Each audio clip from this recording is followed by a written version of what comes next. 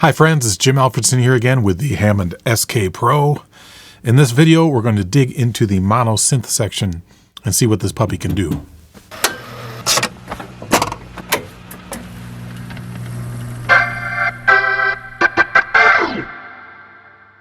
So the MonoSynth section is brand new to the SkPRO, and it's a very exciting addition, I think, to the line. I like to use MonoSynths not only just for lead sounds, but also to augment the bass of my left hand. Sometimes with the Hammond organ, the bass can be a little bit hard to hear for other members in the band because it consists of almost pure sine wave tones with hardly any harmonic content, right? And we can do things to augment this on the Hammond. We can pull out a little bit of the second drawbar, and that helps a little bit. Sometimes I do that if I'm in a room where it's really hard to hear the bass. But what really helps is to add even more harmonics like that of a bass guitar or a synthesizer bass. So I set up this patch, and I just want to show it to you very quickly so you can kind of hear how you can augment your left hand Hammond bass with a MonoSynth and get kind of a fuller, richer sound. So to start with, I'll just show you the bass sound that I have layered in right now.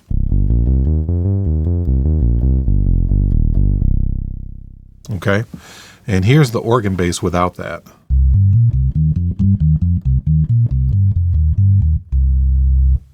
And I've got some of the third drawbar in here so that we've got some more harmonics in there.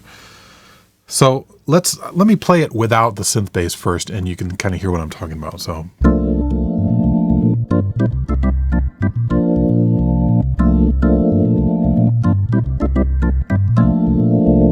Okay, now let me add a little bit of the synth bass in.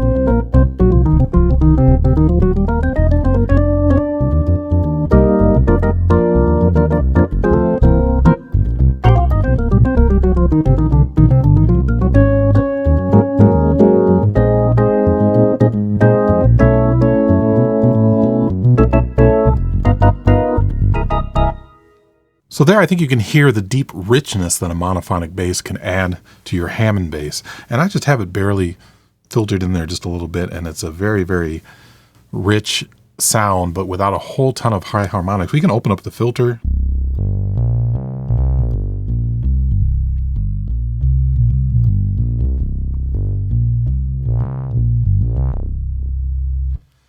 And add some more harmonics if we want, but I think that's a really cool sound. And you might have noticed I layered an electric piano on top of the organ too. I've been using that kind of layering since the Groovadelphia days. If you've ever checked out Organismo's record, Groovadelphia, I recorded that on a XK3 and used a Yamaha Motif ES module to layer in an electric piano on top of the organ. I've always loved that sound. And now I can just do it here with one keyboard. It's just awesome. Anyways, I'm kind of wasting time because I'm just having fun here, but let's look at the monophonic synth section and see what we can do with it. So here we are on the MonoSynth section. There's quite a few knobs and sliders and buttons, but the architecture is very simple. It kind of reminds me of an ARP Odyssey in how it's set up. So let's start right here. We've got our waveform type, and it starts here at the top with duo, which is two waveforms added together. Each waveform can be a different pitch. So we can use this to make those classic fifth leads and stuff like that. Then we have unison mode, where every waveform is the same pitch, but they're stacked on top of each other, and we can have up to 6 waveforms stacked on top of each other. Then we have pulse mode, which of course deals with pulse waves, square waves, and pulse width modulation. Sync mode for that classic like Pro 1 Cars type lead sound. FM, and of course this is very simple FM, it's just two sine waves added together, so we can't get super complex FM tones out of it, but it's enough to get some pretty neat sounds. And then noise. And then up here we have the volume, of course a dedicated volume knob for the synth section, just like we have dedicated volume knobs for the other sections. Our octaves, so we can choose what octave it's in very quickly there. It goes down by 2 and up by 2. And then let's start with these knobs. We have LFO rate, portamento rate, our filter cutoff, resonance, and envelope generator depth. Over here we have pitch and depth. These affect the second oscillator in the duo mode. So let me open up the filter and I'll show you. Now you see how I'm turning this up and nothing's happening. That's because I need to increase the volume, which is right here.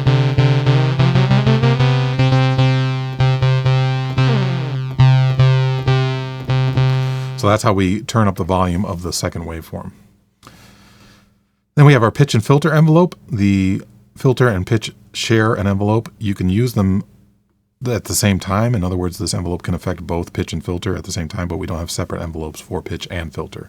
So usually you'd want to pick one or the other. But it's a standard ADSR envelope, attack, decay, sustain, release. And then we have our amplitude envelope, which again is the standard ADSR, attack, decay, sustain, release for the amplitude or volume of the sound. Now if we go into the menu system, we've got all these options in the menus and a couple more that aren't on the front panel, so let's do that now. So when we press our hold to edit button, which is also the waveform type button, it goes into our oscillator edit page. That's one way to get into the other parameters of the MonoSynth section. A second way is to just go to menu and down to synth and press enter. And now we're on the very first submenu, which is our general page. So we have our loudness, which is controlled by our dedicated knob. Have our pitch bend range up and down. Portamento off. What mode, legato, or every single time you hit a key, no matter if you have, separate. Let's turn this up. And there's our rate.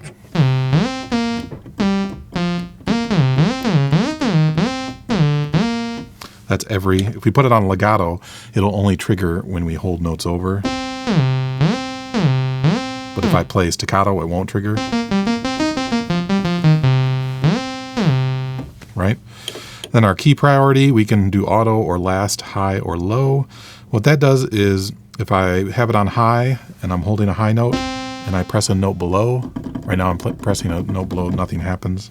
But if I press a note higher, then it triggers again. I tend to like it on auto, and then the EG trigger, that triggers your envelope generator every single time if it's on multi, or just single if you're holding notes. So you see it disappears as I play. Don't mind the camera. This is how close I have to get in order to actually show the screen. And then we have our LFO page. We've got a single LFO in here, and this can be assigned to pitch or filter or amp.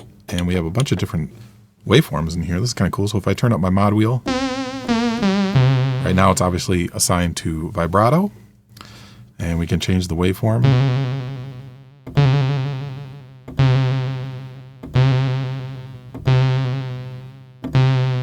That's kind of an interesting one, fluctuation. I like that. You can change how it triggers. It can be free running in the background or trigger the beginning of the LFO when you press a key. There's the rate, obviously, and you can have it come in automatically, which is kind of nice. So you could have it set as you hold the note.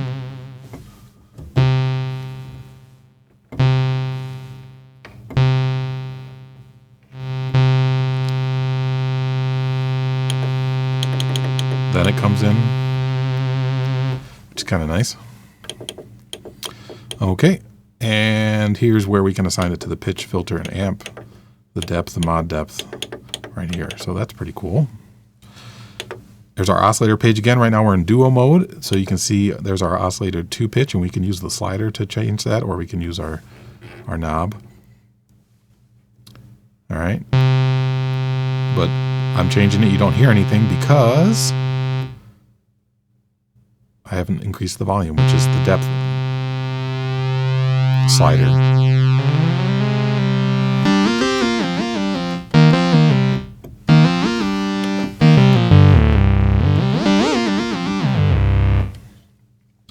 And we're in duo mode, and we can choose different waveforms in duo mode. We can have a square, saw, and square together, or just a sawtooth. So this is kind of neat. There's the square wave. Here's the saw and square.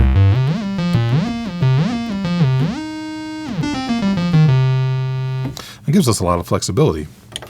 Let's change to unison mode. Now you can see we can have a detune amount, and our depth knob over here on the MonoSynth section actually now changes how many unisons. There's just one, but it's way out of tune, so let's turn the tuning down, the detuning. There's 2, 3, 4, 5, all the way up to 6.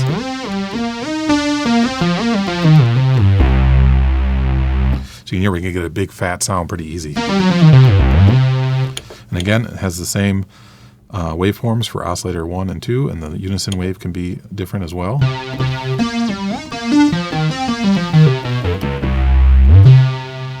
That's very cool. Let's go to pulse. Now we got pulse width, and we can modify that with the LFO, which is nice. There's that delay that we had. Let's turn that off so it turns on instantly. Turn off that delay time. All right.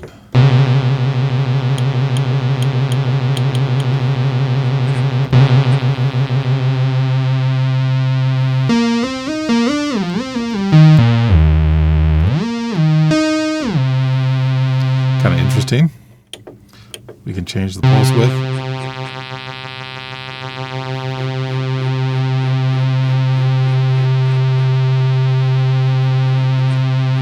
Very cool. It can also be done by the key. So it gets thinner as it goes down, gets bigger as it goes, or thinner as it goes up, excuse me, and fatter as it goes down. The pulse width changes. That's pulse. Here's sync.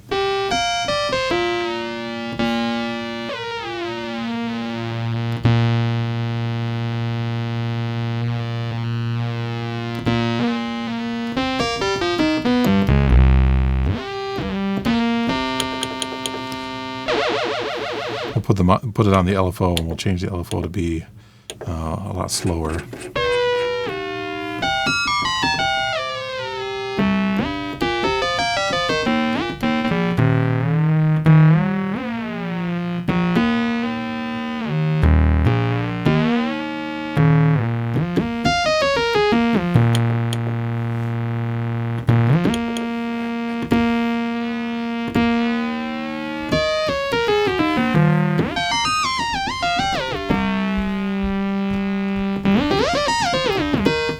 Interesting sound, huh?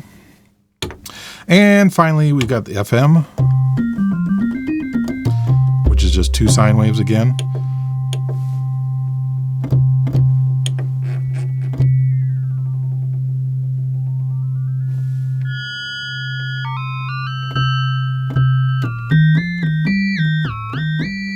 Got some feedback in here. We can have off, half, or full.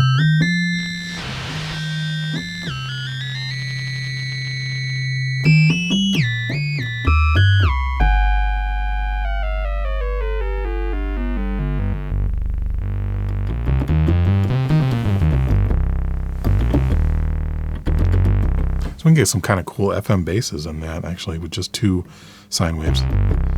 Operator and carrier, just a two operator FM synth, basically. And then we've got the noise. This is being filtered by the LFO right now.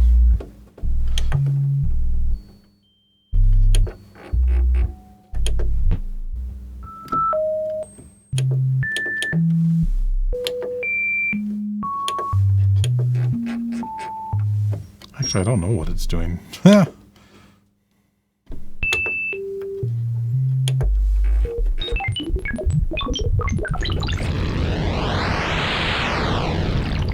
I see what it's doing. So this is really interesting. The noise is being kind of sampled off and on, and as you turn up the sample frequency, it gives us that like R2D2 sound, and then eventually it gets into just pure noise.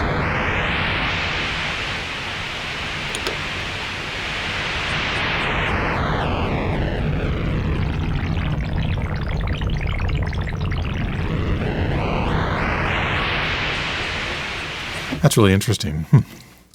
I did not know that. I just learned something new. All right, so then we get into the filter. Let's go back to our duo sound. We've got a low pass filter at 12 dB, low pass filter at 24 dB, a high pass at 12, and a high pass at 24. So this is kind of like your standard Moog 4-pole ladder filter sound with resonance. What I like here is the drive level. It can really overdrive the filter and make it sound real crunchy.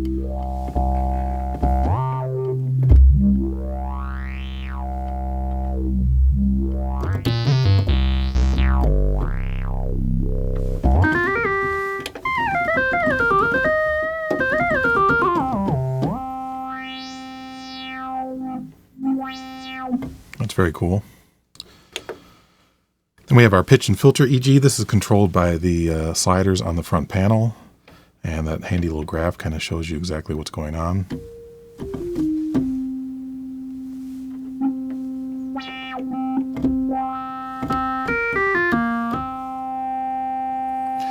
And then remember, you have your envelope depth knob. So you have to have that up to get the envelope to actually affect the filter or the pitch.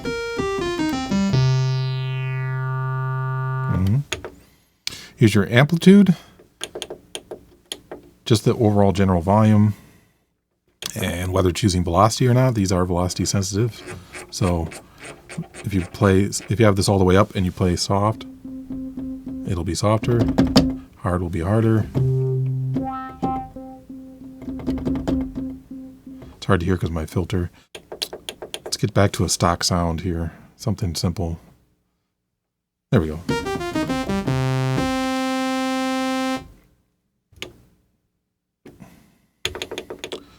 So yes, so if this is turned all the way up, we get velocity. If it's turned all the way down, you don't get any velocity, which is kind of nice for bass sounds. Doesn't matter how hard you hit the key, there's no change in the velocity. And then we've got our amp EG. Again, this is controlled by the sliders on the front panel. And it's got a graphic so it can show you what it's doing.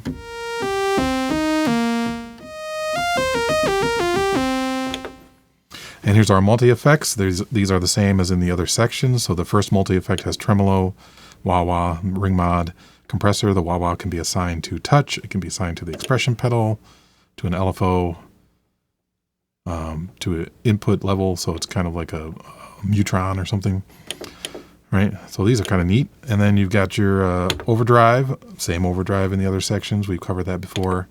Multi-effect 2 has the same effects in it as the rest of the sections, so we can put our phaser on if we want. This is kind of neat.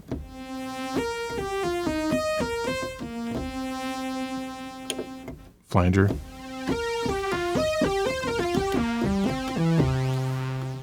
Chorus, which of course can make it sound thicker than it is, and delay. There's mono and stereo.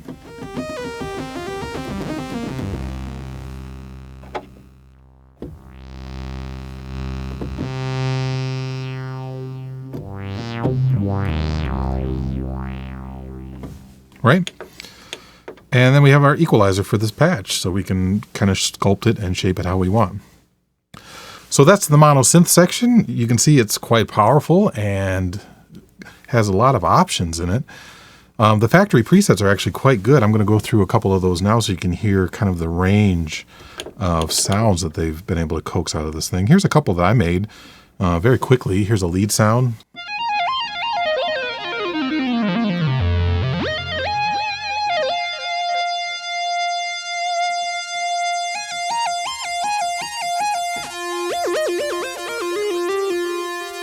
You can hear how the filter opens up as you hold the note. Here's another lead sound based on that same idea, just different waveforms.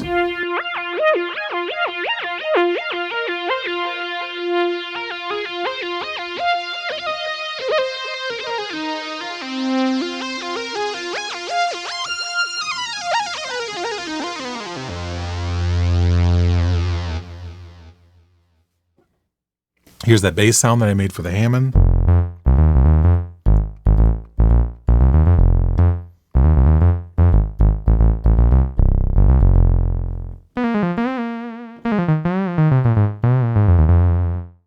It's a nice sound.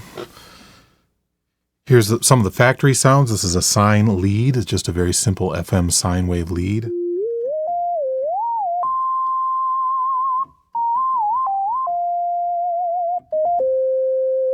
And I'm not adding that vibrato. That's coming in by itself after the fact. It's a nice piece of programming there.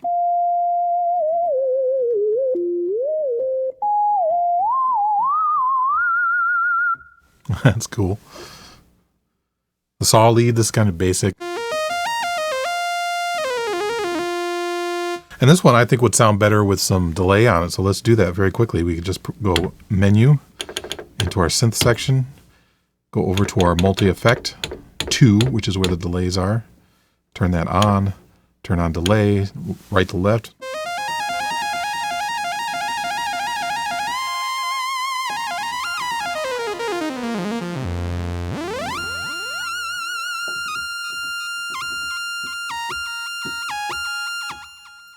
That's cool. All right, continuing on. Here's a fat saw with chorus. I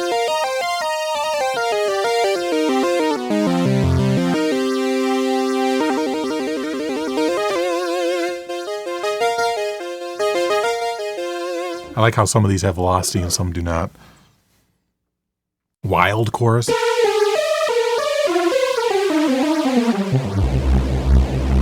Ooh, that's a weird one. SW Synth 1.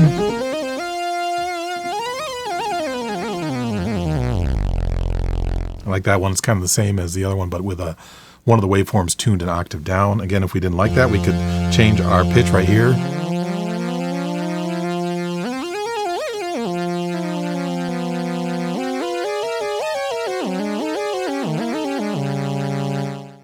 I like that. FM flute.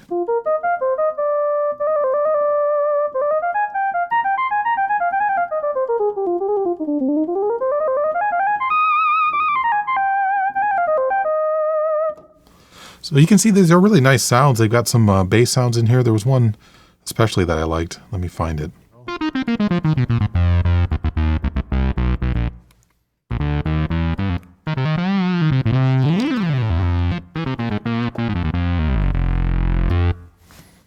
This is a great one that you might recognize.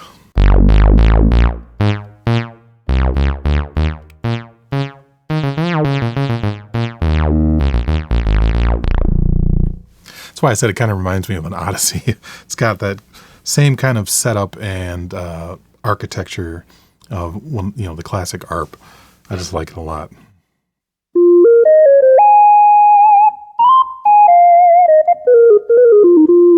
It's like another sine lead. That's really nice.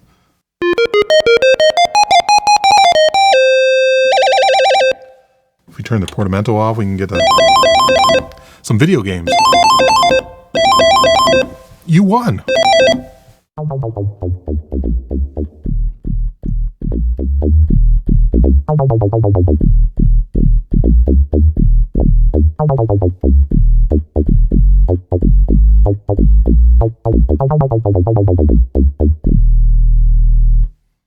So again, I like to layer these with the organ. Put this on the lower manual just like this. Put our split point on, our third organ, and we got...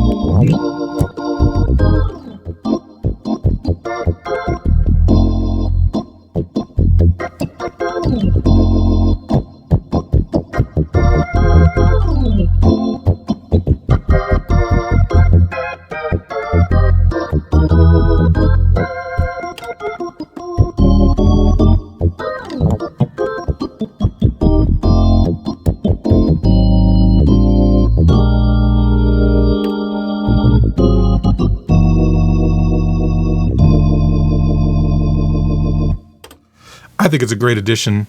I really like it in the organ bass, so I can see myself using it for lead sounds as well and coming up with some really neat sounds. I've been exploring this the last couple days, and as I said, I've got my little lead sounds that I really like. I think they're pretty expressive.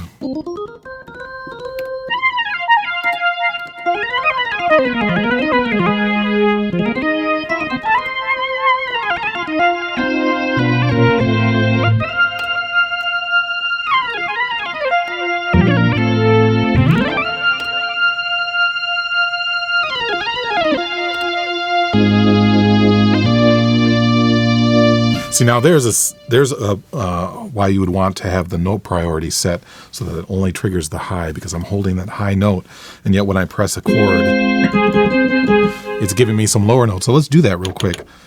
It won't take long. Go to Menu, Synth, over to our note priority, which is the first page here, and do high. So now we can hold this.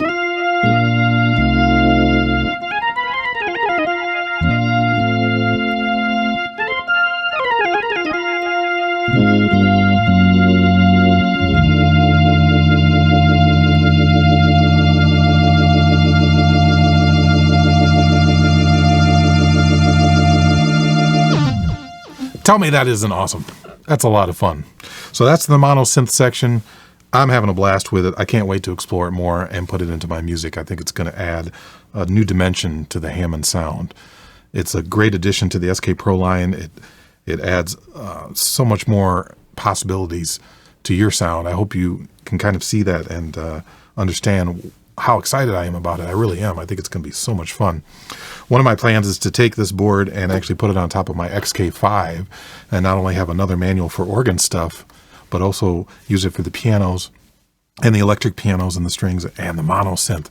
And it's just, my brain is already going a million miles an hour on how I can integrate this into the rig and get some really cool sounds. Because I used to take out my Mini Moog.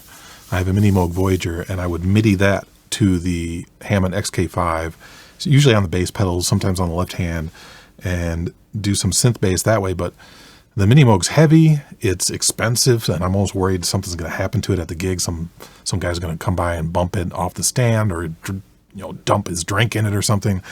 And it's just so much easier, and it sounds so good. The bass is nice and fat. I'm really excited about it. I think it's going to be really cool. So hopefully you learned something in this video. If you liked what you saw, please hit that subscribe button. There's going to be more videos on this coming. I'm going to keep exploring and maybe creating some patches for it, and of course making a tone wheel set for it, which I really need to do. I've got my 54 C2 in the background there. I think that would be a good candidate to try to replicate in this unit here. So hit that subscribe button. Thanks for watching. Keep playing music, and much love to y'all.